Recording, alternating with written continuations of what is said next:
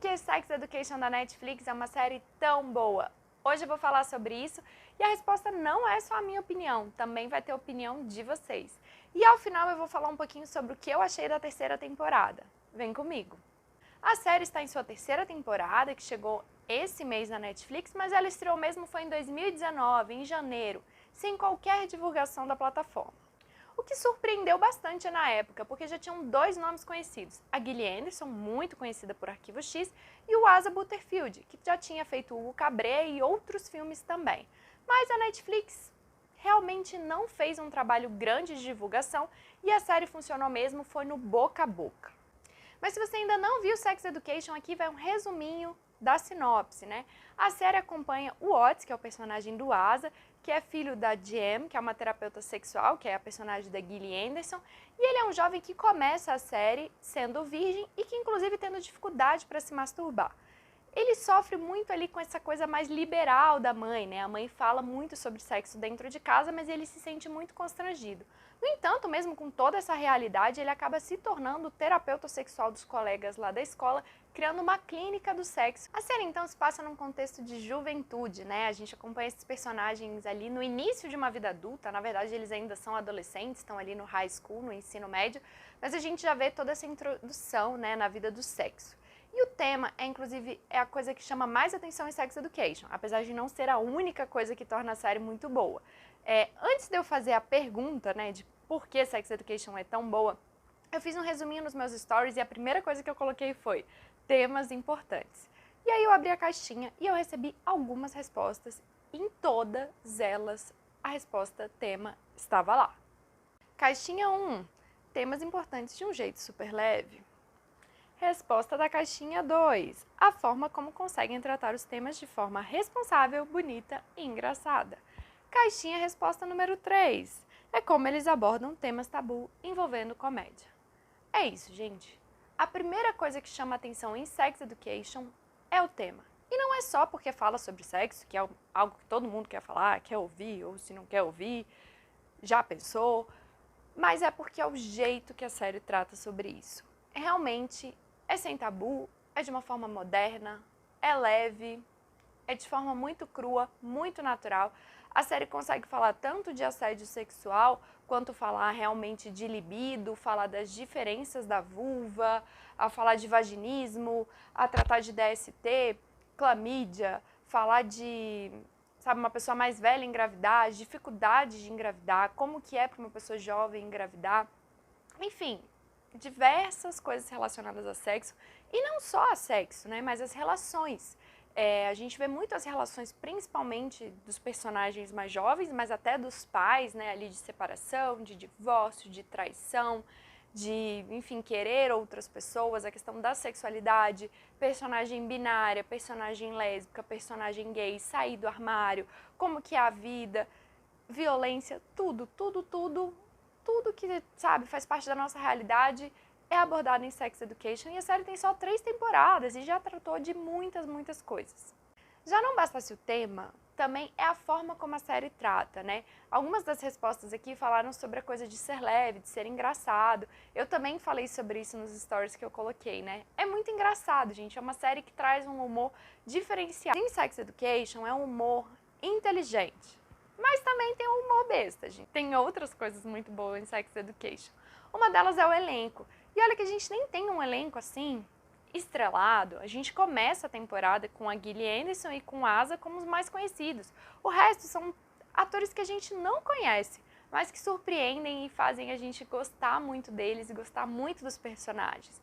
Logo na primeira temporada a gente se apaixona pela atriz que faz a Maeve, pelo ator que faz o Eric, que é um personagem que ganha mais espaço, né, com o tempo. Os personagens também são personagens muito bem tratados. Quando eu tô falando muito bem tratados, é que o roteiro cuida desses personagens. O personagem não tá só ali para ser o melhor amigo, não tá só ali para ser um figurante.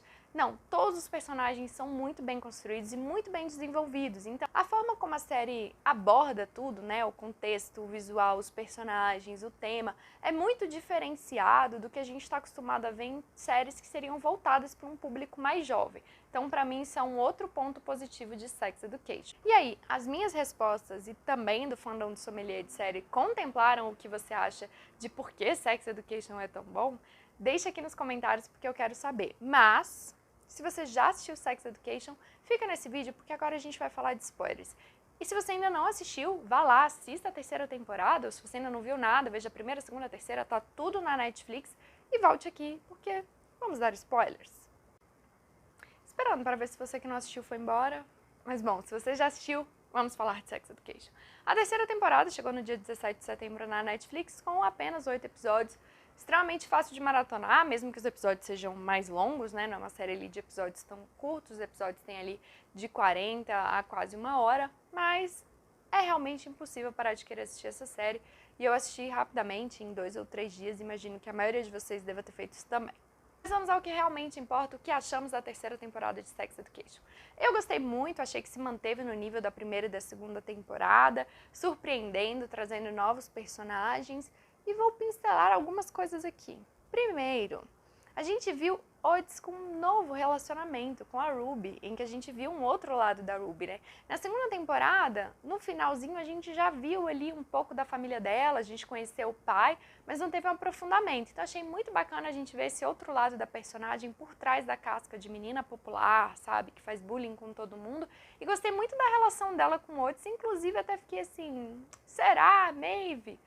Mas enfim, tivemos ali Otis e Maeve, mas ao final da temporada eles acabaram sendo distanciados pela oportunidade de Maeve ir para os Estados Unidos estudar. Então, mais uma vez, teremos provavelmente, se uma quarta temporada for renovada, mais um. Será que agora vai para Otis e Maeve?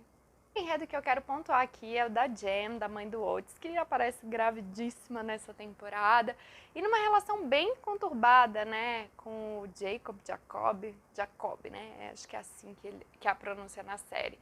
E, gente, eu fiquei muito, com o final, assim, será que a bebê não é filha dele? Gente, tem que ser, eu não tem condição, não vou aceitar que seja filho de outra pessoa que não ele. Achei que ele, nossa, ia ser um super pai. Ai, triste, gente. Tomara que realmente seja só um plot ali que não dê em nada, que seja filha do Jacob. Tivemos outra relação que ficou conturbada, que foi a relação do Adam e do Eric. A série também explorou muito bem o Adam, né? Todo nesse processo aí de sair do armário, de começar, né, a se entender como gay. E, bom, o Eric é sensacional, mas, gente, o Eric precisa mesmo trair alguém sempre em toda a temporada? Esperava um pouquinho mais, gente. Mas também acho que a série já abriu um espaço aí para quem sabe o Adam ficar com o ex do Eric, o Rahim, ou será que numa próxima temporada teremos um outro personagem para compor aí toda, né, esse triângulo, quadrado, sei lá o que poderia ser. E ainda teve tantas outras coisas, né? A chegada da diretora Hope, que agitou a escola e que trouxe enredos muito engraçados. A gente teve o divórcio, né? A exploração do divórcio dos pais do Adam, que também foi muito legal. O relacionamento da Ola e da Lily, o Jackson com a Cal, a Vivienne e o Eugene, né, nessa relação à distância, a própria Vivienne dentro da escola. Que mais? Tanta coisa, né, gente? Tanta coisa. E é isso que eu falei, a série trata tão bem seus personagens que todos os enredos são interessantes, tudo a gente gosta. A gente teve a Amy, né, passando todo por esse processo aí após o estupro na relação e também tendo as consultas com a Jem. Gente, assim, realmente muitas coisas legais nessa temporada. Eu gostei muito. Poderia dizer, já estou ansiosa para quarta? Ainda não, gente. Ainda tô, sabe, assim, gostando de tudo que eu assisti.